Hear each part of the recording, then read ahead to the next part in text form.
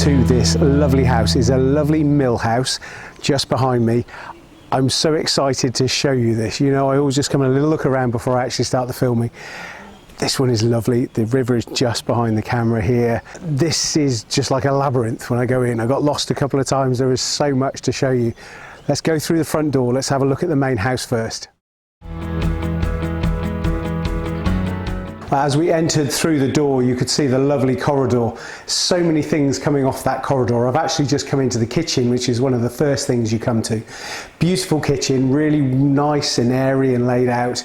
Probably a little bit of a lick of paint, probably bring it up to your taste, but in terms of moving in and using it, everything I look around me looks lovely. Lovely sink as well with beautiful view. You can see onto farmland, you can see also to the river as well, because remember this is a mill and the river is just here. You might even just hear in the background just a little bit of a noise, and that is the river as it actually flows just under the house, but we'll look at that in a little while. Also off the corridor we go into a lovely big sitting room. I mean, it is a big sitting room. It's got lovely panelling in there as well. Again, a little bit dated. You're going to do something to that as well, I'm sure. Two lovely windows bringing in more light, but it is lovely. You've got a lovely big wood burner in there as well. Lovely big wood burner with glass on the front. Definitely worth looking. As you go down the corridor, you sort of go into more interesting rooms as well. There are two bedrooms down the end. As you go down the corridor to your right hand side, there is a lovely bedroom. It has a shower in there and a sink. It doesn't have a toilet, but there is a toilet at the end of the corridor. So the shared toilet there. As you go to your left, then there is a slightly bigger downstairs bedroom, and that does have a toilet and a sink and a walk-in shower as well. The second larger bedroom has lovely sliding doors out on the courtyard. The other bedroom also has a door onto that courtyard. It's a lovely enclosed courtyard, and it has a little bridge that goes over the river, so you can hear the river all of the time, and the bridge goes into even further outbuildings as well, which we will look at. As I said at the beginning, this is a real labyrinth. There is so much going on. So the first floor, lots going on, lovely kitchen, lovely sitting room, and then you move into two downstairs bedrooms as well, and a toilet that's there. When you look at the potential as well, as we go up further upstairs, then we're going to go upstairs in a moment and we're going to see 4 bedrooms as we go up those stairs. So also think that's 6 bedrooms in this particular part of the main house. The 2 bedrooms on the ground floor, very self-sufficient, Airbnb or similar, lovely courtyard. So you could, again, if you're looking for a business opportunity, do something with it, extended family, whatever you've got. Let's go up the stairs. As we come up the stairs, there is so much to show you, so I decided I was going to do this a little bit on the landing area here. Landing area, plenty of space as well. You come up the steps from downstairs, and then as you come up, just behind me, you can see a small little corridor going off somewhere. Back there, we have an airing cupboard, we have a toilet, we have more storage. We also have 2 bedrooms. One of those bedrooms at the moment is used as a sewing and ironing room. It is a bedroom. It's a smaller bedroom, but it is definitely a bedroom there. So we go round the corner of the corridor, we go into a much bigger bedroom with a small window looking out. Much bigger bedroom as well. Most probably, I would say, as a guest bedroom to be able to do that. What we've also got on this floor as well, we've got 2 big bedrooms. Neither of the bedrooms are en suite, but they are 2 bedrooms. Either one would make the master bedroom. One probably is just slightly smaller than the other. If we look in the one main bedroom that I would say there at the front, again, it is a huge bedroom. You can see from that pan shot how big that is. It's got 2 lovely windows as well. With those windows, you've got views out onto the garden, also out slightly onto the river as well. So much light coming in. It's light, it's airy, it is really, really lovely. You've then got a shared bathroom, really nice bathroom. You don't need to do anything with that at all. Lovely shower in there, you've got a sink, toilet, everything that you need. Really, really nice. Again, light streaming in from big windows. And then the other slightly smaller bedroom has got 1 window in there, but again, it's a big, light and airy bedroom. Now for me, this is an old mill house and there's so much history to this, but bits have been added on through the years as well. But what it certainly has here from a family home perspective, you have bedrooms with space, be they downstairs or be they upstairs. Now this is the main house. And now we're going to go and have a look at some of the outside and outbuildings to do with this property. There's so much more for you to see. We're outside, but you can just see this beautiful arched doorway. Big doorway going into what is a workshop come garage at the moment. The sun is streaming down, which is beautiful, and actually the view that I get there is rolling hills, countryside. I can see vineyards as well. It's a lovely part of the world to be in. Well, let's look behind me. This is another outbuilding. I say outbuilding, it's huge. It's over 2 stories here. You've got the garage, you've got the workshop, you've also got a pit as well. So if you're into your cars, you've got a pit. Next door, there's a dog that's heard me. I'll carry on and see how long that dog's going to bark for. It's just heard me out here. When we go into here as well, you've got the downstairs workshop, you have got the pit, and you've also got an upstairs as well. Upstairs, again, great area for storage and everything else that goes on there. So who says when you're filming things don't go wrong? The dog's still going, but he might stop in a minute. So we're going to go and have another look around this particular house. We're going to look to another side, and we're actually going to go and look at the old mill part now. You can't underestimate how big this particular part of the mill house is. As we come into here, got lost again, there's a room off the kitchen. As you come through that room, you actually come into the old mill house. You can actually see the old wheel there.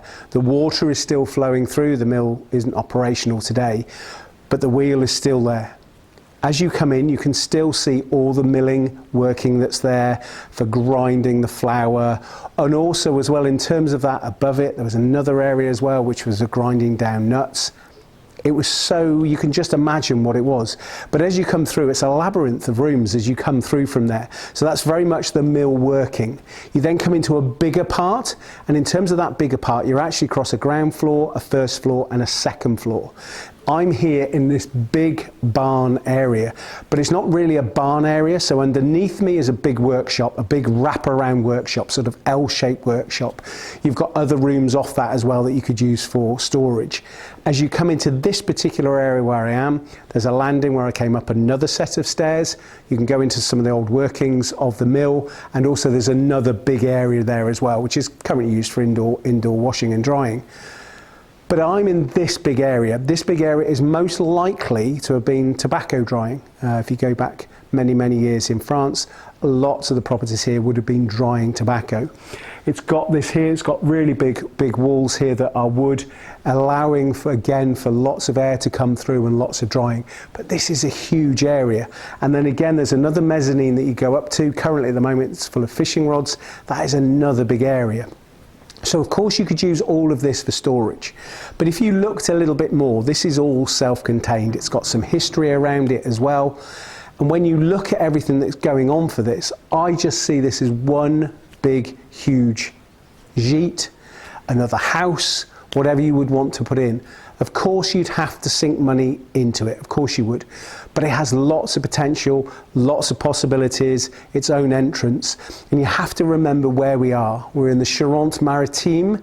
It's a lovely area. We're less than 40 minutes from Bordeaux. We're less than probably 50 minutes from the beaches. The Atlantic beaches are beautiful. From La Rochelle all the way down to Bordeaux, you've got access to those beautiful beaches that are there. And also this particular area, we are very close to lots of different amenities and lots of towns as well. I think this is lovely. It's got potential. Now, of course, I always look at potential and I look at what's there, but it's huge. Let's go and have a look at the outside. We now find ourselves in this beautiful garden, this beautiful riverside garden, and as you can see, the house is just behind me. The river's just flowing very gently to one side. You can see also in the garden you've got some lovely mature trees, some beautiful flowers, and then tucked away just further back there's a lovely summer house with storage behind as well. You can see people just enjoying having a drink and enjoying being sat outside. To the other side of it is not really a garage, but it is a garage area, but it's for storage. It's got the mowers in and everything from there. And then you just look back on behind it there, there's a lovely area there that you could have either as an aviary, because that looks like it was before, but also you could have chickens in there if you wish to. It is lovely. The other side of this river here, again, you've got that undulating countryside, beautiful flowers, just a well-stocked garden, and then just behind that summer house where you come to the boundary, the river actually divides, so the natural course of the river is to flow further down the road, but again, from when they put the mill in, it's been taken to the mill and beyond, and then they join further down into the little hamlet that's here. It's beautiful. I love this garden. The sun is just here, so the sun, in terms of probably setting in the evening, will be setting over there, so you'll get some lovely sunsets again as you're sat outside, and it's all very close to the house. I really hope you've enjoyed the tour of this beautiful mill house. It is stunning and it's got so much potential. So when we have a look inside the main house that you've already seen, there's things that you need to do, but are not a huge amount. But also as well, the beauty of the mill, the beauty of the old mill wheel, the history that goes with it, the river, the beautiful gardens, the undulating countryside, and also the potential to do so much. You could turn those 2 ground floor bedrooms into chambres d'hôtes or Airbnb if you wanted to. You could also then look to the buildings around the mill. You could turn those into another house. You could turn it into a gîte that's there as well. There are so many opportunities. It is so perfectly placed as well. You're less than 30 minutes to Angoulême, you're 40 minutes to Bordeaux, you're less than an hour to the beaches, probably La Rochelle is just over the hour, and you've got that beautiful Atlantic coast. But why would you go there when you've got all of this around you as well? You could easily put a pool in, and it's just so relaxing and so peaceful. This is definitely worth having a look. If you've enjoyed today's and you enjoy everything we do, please make sure that you press that subscribe button and that you subscribe to A New Life in France.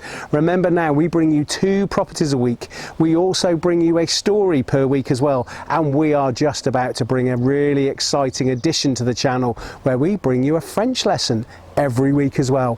Make sure you subscribe, make sure as well you follow not only A New Life in France, but you also follow our Facebook group, Moving to France.